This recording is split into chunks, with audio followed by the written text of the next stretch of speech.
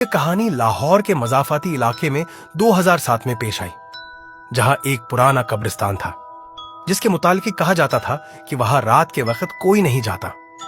लोग दावा करते थे कि उन्होंने वहां अजीबोगरीब साए और सरगोशियां सुनी है। आमिर, एक बेखौफ नौजवान, इन कहानियों पर यकीन नहीं रखता था। एक दिन उसके दोस्तों ने शर्त लगाई कि अगर वो रात के वक्त कब्रिस्तान में जाकर आखिरी कब्र पर हाथ रखाए तो वो उसे खाने पर ले जाएंगे। आमिर ने हंसते हुए शर्त कबूल कर ली। आधी रात कब्रिस्तान के अंदर, रात के 12 बजे आमिर कब्रिस्तान में दाखिल हुआ। हवा में अजीब सी ठंडक थी और हर तरफ मुकम्मल सन्नाटा था।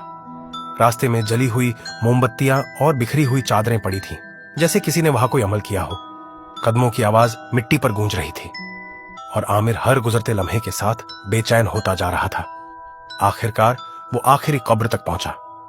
कब्र पर कोई नाम नहीं लिखा था, बस एक पुरानी स्याह तख्ती थी जिस पर धुंधले अल्फाज नक्श थे। जो मेरे पास आया वो कभी लौटा नहीं। आमिर ने एक लम्हे के लिए सांस रोकी, फिर हंसते हुए बोला, सब ड्रामा है, और कब्र पर हाथ रख दिया। और फिर अचानक कब्र के नीचे से हल्की सी सरगोशी गूंजी। तुम आ गए। आमिर का दिल जोर से धड़का। उसने तेजी से हाथ खींचना चाहा, मगर ऐसा लगा जैसे किसी ने उसका हाथ कब्र पर जमा दिया हो। ठंडा पसीना उसकी पेशानी पर नमूदार हुआ और उसके कानों में सरगोशियां तेज होने लगीं। हम तुम्हारा इंतजार कर रहे थे।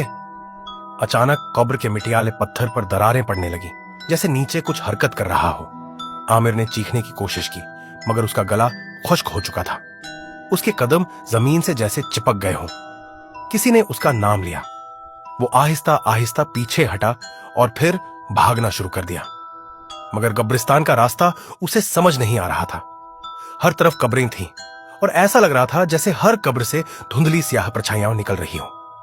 किसी न किसी तरह आमिर भाग कर बाहर निकला और सीधा अपने दोस्तों के पास पहुंचा, मगर जैसे ही वो बोला, सबकी चीखें निकल गईं। आमिर की आवाज बदल चुकी थी। वो भारी, खोखली और गैर इंसानी लग रही थी। अगले दिन आमिर बीमार पड़ गया और मुसलसल बड़बड़ाता रहा, वो आ रहे हैं, मैंने गलती की, वो मुझे लेने आ रहे हैं। तीसरे दिन आमिर गायब हो गया। उसका कोई निशान नहीं मिला। लेकिन फिर एक रात उसका एक दोस्त कब्रिस्तान के पास से गुजर रहा था जब उसे आखिरी कब्र पर एक साया नजर आया। साया आहिस्ता आहिस्ता मुड़ा और आमिर की शक्ल में बदल गया। कभी कभी कुछ जगह सिर्फ मुर्दों के लिए होती है। अगर आपको किसी कब्र पर नाम ना लिखा मिले तो हाथ मत लगाइए, क्योंकि हो सकता है वो आपके नाम का इंतजार कर रही हो।